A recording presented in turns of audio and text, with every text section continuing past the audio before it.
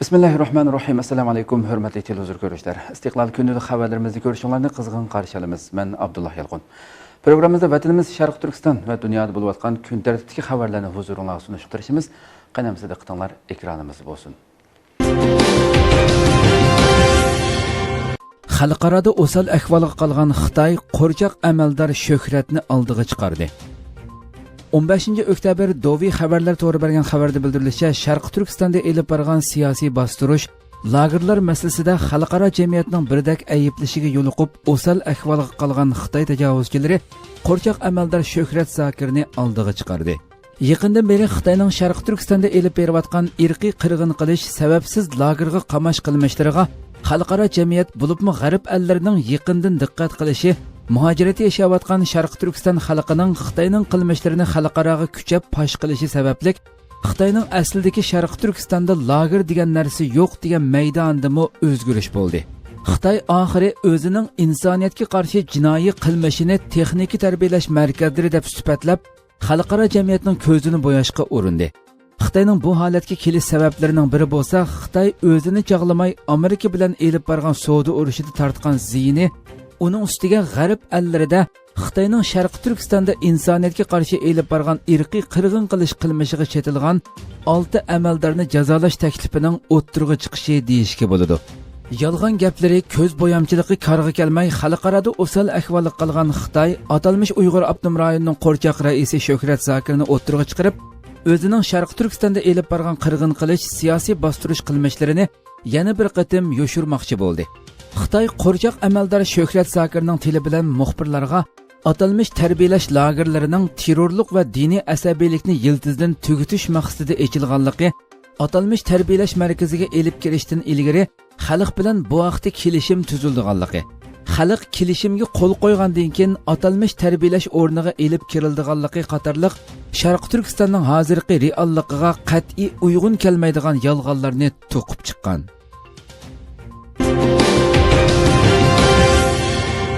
Meral Akşener Sharq Turkiston haqida Erdo'g'anni yana qistidi.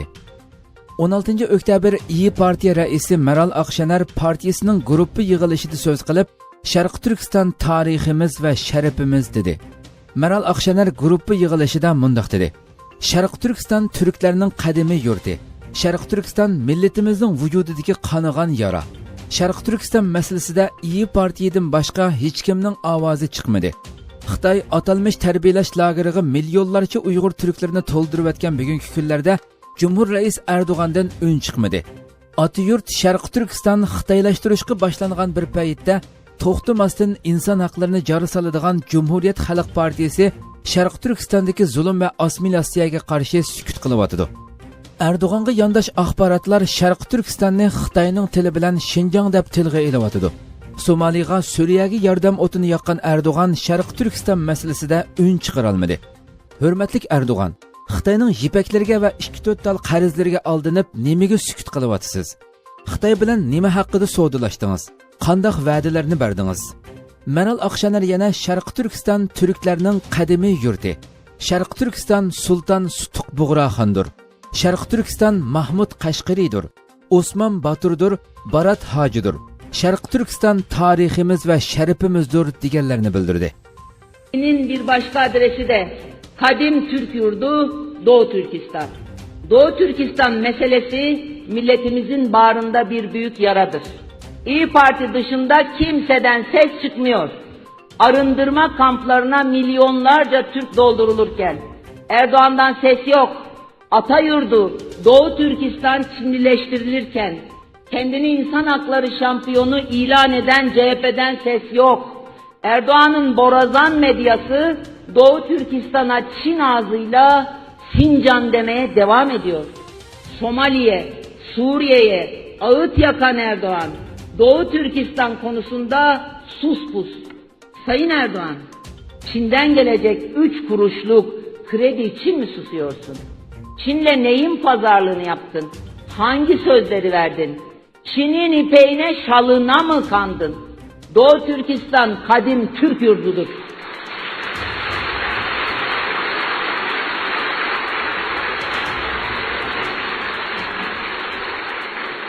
Doğu Türkistan Saltuk Buğra Han'dır. Kaşgarlı Mahmut'tur. Osman Batur'dur. Barat Hacı'dır.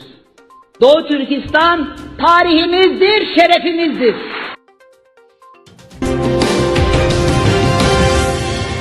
Xitoy vatanimizda dinni xitoylashtirishni davomlashtiradiganligini bildirdi. Xitoyning birlik sab ishlariga mas'ul bosh amaldori atalmish Uyg'ur avtonom rayonini ziyorat qilganda dinni xitoylashtirib, atalmish millatlar ittifoqligi va diniy inoqlikni ishga oshirishni davomlashtirish kerakligini ta'kidlagan. Reuters agentligining xabar qilishicha, bu so'zni Xitoy Kompartiyasi Markaziy birlik sab bo'limining boshlig'i Yao Chuan o'tgan hafta Sharq Turkistonni ziyorat qilganini ta'kidlagan. U partiyaning diniy xizmatga bo'lgan rahbarligida ching turish kerakligini eskartib, diniy oshqo'llikning singib kelishiga qarshi qo'g'dinish zarur degan. Yao Chuan Xitoy rejimi 3 milliondak Uyg'urni yig'ib olish lagerlariga va qayta tarbiyalash markazlariga yig'ib olib, g'arb ellarining qattiq qarshiligiga uchragan Amerika kishilik huquqni dafsanda qilishga chetishliq ba'zi Xitoy amaldorlariga va korxonalariga embargo qo'yishni o'ylashayotgan mezgilda bu so'zlarni qilgan. Xitoy rejimi yig'ib olish lagerlarining mavjudligini inkor qilsa-mu, lekin u o'zining atalmish oshqo'llik ideyasini yo'qtirib olgan ba'zi kishilarga qarata o'zgartish elib berayotganligini e'tirof qilib keldi. Xitoy Markaziy birlik sab bo'limining muavin boshlig'i Liu Lianhe Birlashgan Millatlar Tashkilotining bu yil 8-oyda chaqirilgan kishilik huquq yig'inida ba'zi kishilarga kasbiy tarbiya elib berayotganligini ilgari surgan edi. Xitoy Markaziy birlik sab bo'limining muavin boshlig'i Liu Lianhe Birlashgan Millatlar Tashkilotining bu yil 8-oyda chaqirilgan kishilik huquq yig'inida ba'zi kishilarga kasbiy tarbiya elib berayotganligini ilgari surgan edi.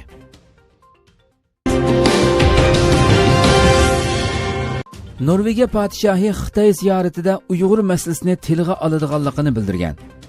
Erkin Osiyo radiosining xabarida bildirilishicha, Xitoyni ziyorat qilayotgan Norvegiya podshohi Harald 6 o'zining Xitoy raisi Xi Jinping bilan ko'rishganda Uyg'urlarning kishilik huquq vaziyati haqidagi andishalarini o'ttirg'i qo'ydiganligini bildirgan. Podshoh Harald va xonish Sonyaning Xitoy ziyorati o'tgan haftaning oxirlarida boshlangan. Ular ziyoratini Xitoyning g'arbidagi Dunhuangdan boshlagan edi. Norvegiya axborot agentligining xabar qilishicha, podshoh Harald 6 yuqorqi so'zni Dunhuangda muxbirlarni kutib olganda qilgan. U muxbirlarning Xitoy amaldorlarining Uyg'urlarga tutgan muomalasiga qarata qanday hissiyati bo'layotganligi haqidagi savoliga biz g'arbliklar kishilik huquqqa alohida ko'ngil bo'lamiz.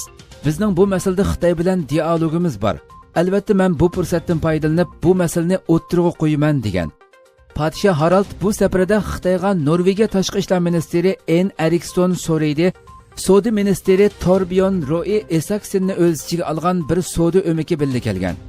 Norvegiya axborot agentligining bildirishicha, ular bu safarda Xitoy bilan 40 tak savdo kelishimi imzolaydi ekan. Tashqi ishlar ministri Søreide ilgari kishilik huquq o'zlarining Xitoy ziyoratining kun tartibidagi muhim temalarning biri ekanligini bildirgan. U Norvegiya axborot agentligiga qilgan so'zida Xitoy bilan bo'lgan suhbati haqida dialog va hamkorligimiz havo klimati, izchil taraqqiyot, xalqaro savdo va yer shaharlashish, tinchlik, yarashish va kishilik huquqqa o'xshash xalqiliq masalalarga chetiladi degan. U yana atalmish Xinjiang vaziyatini o'z ichiga olgan kishilik huquq masalalarining inchkilik bilan muzokara qilinganligini bildirgan edi. Podshoh Harald 6ning Dunhuangda qilgan so'zi kishilik huquq tashkilotlarini umidlantirgan. Xalqaro kechirim tashkiloti Norvegiya sho'basining boshlig'i Jon Peter Eginas podshoh Harald 6ning so'ziga baho berib, meningcha bu kishini xo'shal qiladi. Podshoh bu masalaga javob berib, aktiv pozitsiya ifodaladi degan. Lekin kishilik huquq tashkilotlarining ilgari surishicha, xalqaro jamiyatning Xitoyni yig'ib olish lagerlaridagi 1 milliondak Uyg'urni qo'yib berib, bu lagerlarni taqashga majburlashda ba'zi keskin tadbirlarni elishi kerak ekan. Gollandiyada Xitoyga qarshi birlashma namoyish elib berildi. 15-oktyabr Gollandiyada yashayotgan Uyg'urlar Gollandiyaning Den Haag shahridagi parlament binosi oldida davlat ishlari ziyoratiga kelgan Xitoy ministri Li Keqiangga qarshi namoyish elib bordi. Namoyishga Gollandiyada yashayotgan 80 ga yaqin Uyg'ur bilan birga Tibet, Falun Gong a'zolari, Xitoy demokratchilari qatorliq Xitoyning zulmiga uchragan millatlar qatnashdi. Qo'llarda Sharq Turkiston bayrog'i, Tibet bayrog'i, Gollandiya bayrog'i hamda Falun Gong belgisini ko'tarib olgan namoyishchilar Xitoy Sharq Turkistondan chiqib ketsin, Xitoy Tibetdan chiqib ketsin, Xitoy terrorchi, Xitoy diktator, kommunistlarni yo'qotayli degan shuarlarni tovlashdi. Namoyishchilar yana namoyish maydonida Sharq Turkiston davlat marshini aytdi. qo'llarida Xitoy tajovuzchilarining ziyonkashligiga uchragan yoki Xitoy turmalarida aziyat chekayotgan tuqqanlari va do'stlarining rasmlarini ko'tarib namoyishga texmo hayva qo'shdi. Nyu-York vaqti gazetida Xitoyning musulmonlarni keng ko'lamli tutqun qilishdagi cheksiz huquqliq rahbarlari haqida maqola e'lon qildi. Erkinas Radiosuning xabarida bildirilishicha, Nyu-York vaqti gazetida 13 oktyabr e'lon qilgan bir maqolada Xitoyning Uyg'urlarni keng ko'lamli bostirib, yig'ib olish lagerlariga qamashda kimlarning halqiliq rol o'ynayotganligini oshkorladi. Maqolada qayd qilinishicha, Xitoyning Uyg'urlarni lagerlarga qamab, ularni o'zgartirish siyosati Xi Jinpingning buyrug'i bilan ijro qilinmoqda ekan. Maqolada Xitoy Markaziy Birliklar bo'limining amaldori Hu Lianhe bu siyosatning nazariyasini tayyorlaganligi, Qin Quango bo'lsa uning ijrochisi ekanligi ta'kidlangan. Xitoyning musulmonlarni keng ko'lamli tutqun qilishdagi cheksiz huquqliq rahbarlari sarlavhalik maqolada Xi Jinpingning 2014-yili Sharq Turkistonga qilgan ziyorati uning Uyg'urlarga tutgan siyosatining burilish nuqtasi bo'lib qolganligi bildirilgan. Maqolada qayd qilinishicha, u 2014-yili Sharq Turkistonni ziyorat qilgandan keyin uzun o'tmay doirlarga siyosatni o'zgartib, Uyg'urlarning kimligini ojizlatishga, ularni Xitoy jamiyatiga assimilyatsiya qilishga buyruq bergan. Ammo doirlar uning siyosati yetarlik unum bermaganligini ilgari surgachga, u Tibet Partikom sekretari Qin Quangoni yo'tkab kelib, hozirgi siyosatni ijro qilishga kirishgan.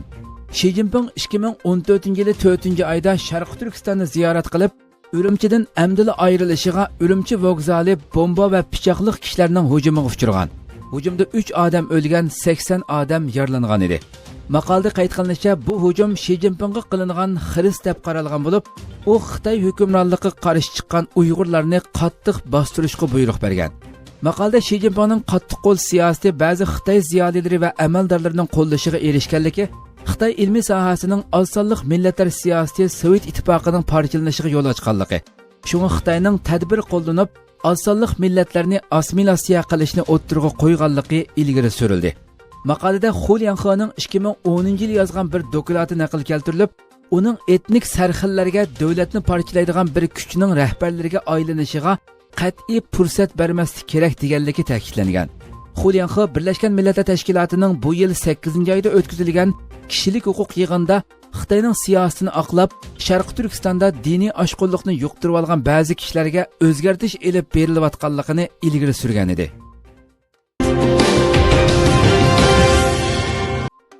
O'rtaq tekshirish guruhi Saudiya Arabiston konsulxonasidagi tekshirishni oxirlashtirdi. Jurnalist Jamal Qoshiqchi vaqasini o'rtaq tekshirish guruhining Turkiyalik va Arabistonlik xodimlari konsulxonadagi tekshirish xizmatlarini oxirlashtirdi. Turkiya Ovoz Radiosi xabarida bildirilishicha, 2-oktyabrda Saudiya Arabistonning Istanbuldagi konsulxonasiga kirib ketgandan keyin izdiraksiz yo'qolib ketgan jurnalist Jamal Qoshiqchi vaqasini o'rtaq tekshirish guruhining Turkiyalik va Arabistonlik xodimlari konsulxonadagi tekshirish xizmatlarini oxirlashtirdi. Soqchilar va tekshirish xodimlarining 9 soat davomlashgan tekshirishidan keyin binodan ayrilganligi ko'rildi. O'rtaq tekshirish guruhining turk va arab xodimlari voqeani tekshirishni davomlashtirmoqda. Konsulxonaga oldi bilan normal nomer taxtiliq avtomobillarga o'ltirgan saudiyalik xodimlar yetib borgan. Orqadan o'rtaq tekshirish guruhining turk xodimlari binoga kirgan edi. O'rtaq tekshirish guruhi qurish taklifini o'tgan hafta Saudiya Arabiston taraf o'tirg'a qo'ygan bo'lib, Istanbul Cumhuriyet Bosh taftish mahkamasi yo'qolib ketgan jurnalistning oqibatini tekshirishni boshlagan edi. Hurmatli televizor ko'ruvchilar, shuna qilib bugungi xabarimiz mushada oxirlashdi. Inshaalloh atki xabarimizni ko'rishgacha sizlarni Janobiy Allohga topshiramiz. Shundaqla programma oxirida ekran orqasidagi barcha xizmatdoshlarimga ko'pdan ko'p rahmat aytaman. Assalomu alaykum va rahmatulloh.